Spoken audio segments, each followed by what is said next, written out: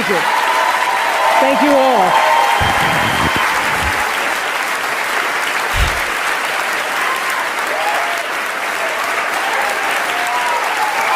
Thank you. Okay. Thank you, Reese. In 1964, I was a little girl sitting on the linoleum floor of my mother's house in Milwaukee, watching Anne Bancroft present the Oscar for Best Actor at the 36th Academy Awards. She opened the envelope and said 5 words that literally made history. The winner is Sidney Poitier. Up to the stage came the most elegant man I had ever seen. I remember his tie was white, and of course his skin was black, and I'd never seen a black man being celebrated like that. And I have tried many times to explain what a moment like that means to a little girl, a kid watching from the cheap seats as my mom came through the door, bone-tired from cleaning other people's houses. But all I can do is quote and say that the explanation in Sidney's performance in Lilies of the Field, amen, amen, amen, amen.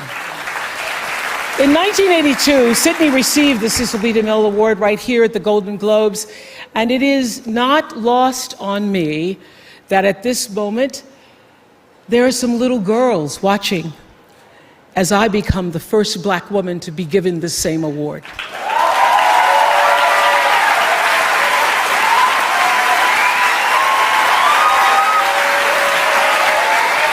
It is an honor.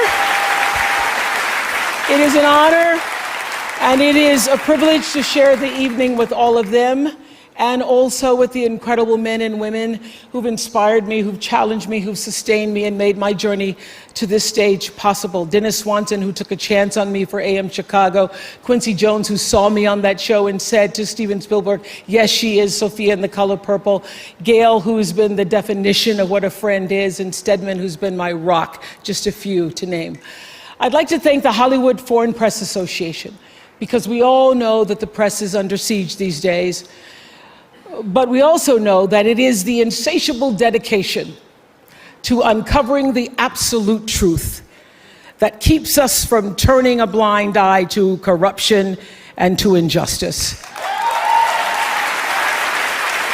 to tyrants and victims and secrets and lies. I want to say that I value the press more than ever before as we try to navigate these complicated times, which brings me to this. What I know for sure is that speaking your truth is the most powerful tool we all have. And I'm especially proud and inspired by all the women who have felt strong enough and empowered enough to speak up and share their personal stories. Each of us in this room are celebrated because of the stories that we tell. And this year, we became the story. But it's not just a story affecting the entertainment industry.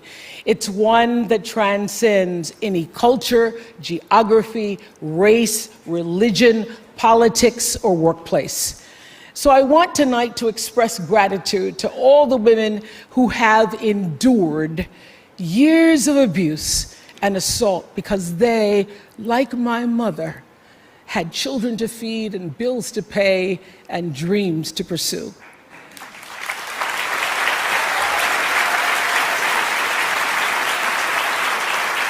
They're the women whose names we'll never know.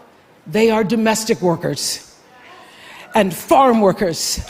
They are working in factories, and they work in restaurants, and they're in academia and engineering and medicine and science. They're part of the world of tech and politics and business. There are athletes in the Olympics, and there are soldiers in the military. And there's someone else, Reese Taylor.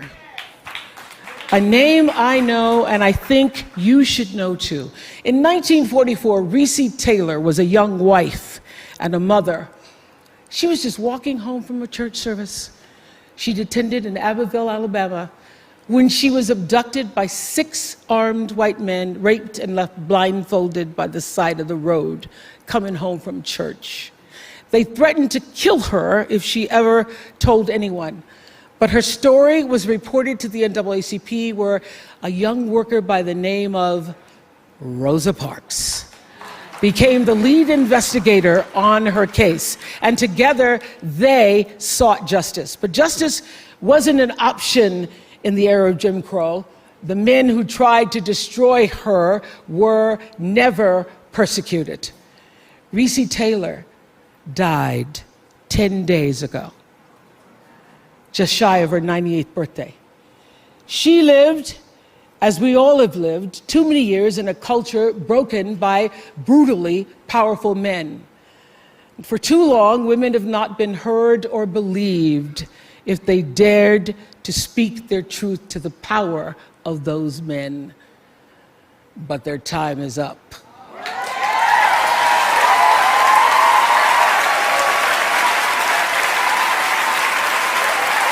Their time is up.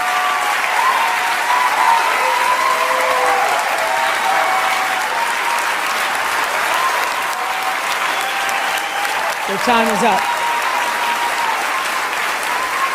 And I just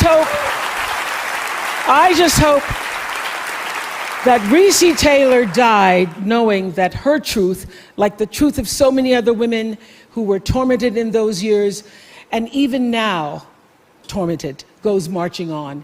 It was somewhere in Rosa Parks' heart almost 11 years later when she made the decision to stay seated on that bus in Montgomery. And it's here with every woman who chooses to say, "Me too." And every man who chooses to listen. In my career, what I've always tried my best to do, whether on television or through film, is to say something about how men and women really behave, to say how we experience shame, how we love and how we rage, how we fail, how we retreat, persevere, and how we overcome. And I've interviewed and portrayed people who've withstood some of the ugliest things life can throw at you, but the one quality all of them seem to share is an ability to maintain hope for a brighter morning, even during our darkest nights.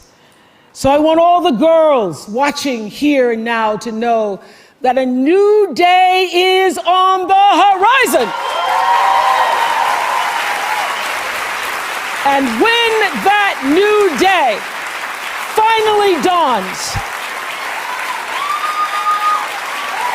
it will be because of a lot of magnificent women, many of whom are right here in this room tonight, and some pretty phenomenal men fighting hard to make sure that they become the leaders who take us to the time when nobody ever has to say, "Me too," again. Thank you.